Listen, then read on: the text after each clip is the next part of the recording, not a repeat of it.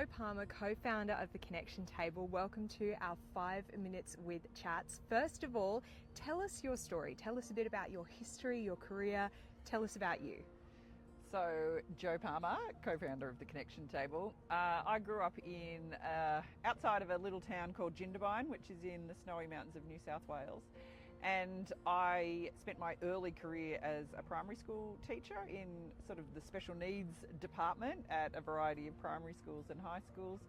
I've spent lots of time living overseas doing all sorts of different work, so from teaching through to hospitality to working on a horse riding farm in Spain. So I've had a really varied career. Tell us about your rural community. So I live in in between a number of actually really small little communities. So my address is the town of The Rock, which is south of Wagga in southern New South Wales. And I live between The Rock, Wagga, another little town called Uranquinty, and an even smaller town called Mangapla. So I have the joys of being able to tap in and out of 4 little communities, which is actually a really awesome part of where we live, but like the joys of rural communities as well. Can you share with me a time in your life where you discovered that your voice could make a difference beyond your local community? I think a time where my voice has sort of have been given the opportunity to sort of be heard outside of my community was when I was approached to join a ministerial advisory panel for a state government minister a number of years ago. So that minister headed up a number of portfolios which included regional health, women, I can't actually remember, there was a few hats that minister was wearing, and it was the first real time for me that I had sort of had the opportunity to see the variety of things that I'd done in my career and my lived experience come together in,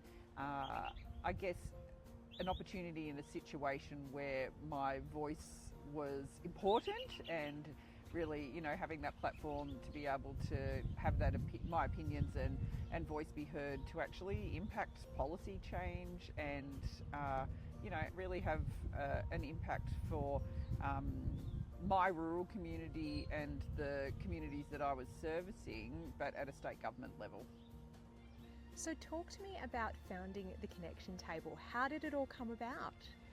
So The Connection Table is very much the baby that has come out of years of conversation, and I think that anyone that lives and works and plays in a rural community will often appreciate the frustration that Julia and I felt, which was this real feeling that decisions are always being made about regional, rural, remote Australia at all sorts of levels, whether it's in government or in industry or at a community level. And quite often those rural people whose voices should be heard and whose impact on decision making should be being made, they're just not even in the room. And so I guess after years of moaning about it, we were like, okay, we'll stop whinging and do something about it. So that was very much the driving force behind the Connection Tables, coming into the world. Now, can you share with me what has been a highlight of your time with the Connection Table? What's been a standout experience? A standout experience for me has been, I think, the times when we've had people join the network that have found us external to my immediate network. I think that's just such a buzz for me, so that people are seeing that what we're saying is, they're feeling it, they're hearing it, they're agreeing with it, and they're electing to part with their money and join a network that is run by people that they don't actually know and haven't crossed paths with. So I think that has just been the biggest buzz for me about the Connection Table, because obviously what we're saying, what we're doing, what we're putting into play is like it's ringing true to people. So that for me is a really cool thing that's been able to happen over the existence of the Connection Table to date. Jo, what do you think are some important qualities in great leaders? I think if I sort of draw on my sort of teaching background, is that we often talk about, you know, there's different types of learners and you need to teach accordingly to make sure that you can bring those learners along for the ride and that they're learning in a way that's appropriate for them. I think that the older I'm getting, the more exposure to really good leadership that I'm seeing is people that can actually think about their community or the movement or the organisation or whatever it is that they're in a leadership position.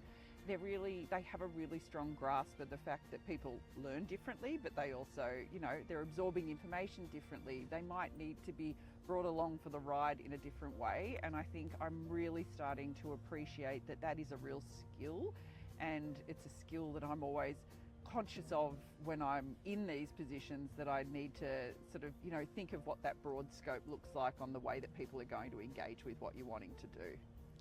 And finally, what would be a piece of advice that you would give to a young rural leader who's just starting out in their journey?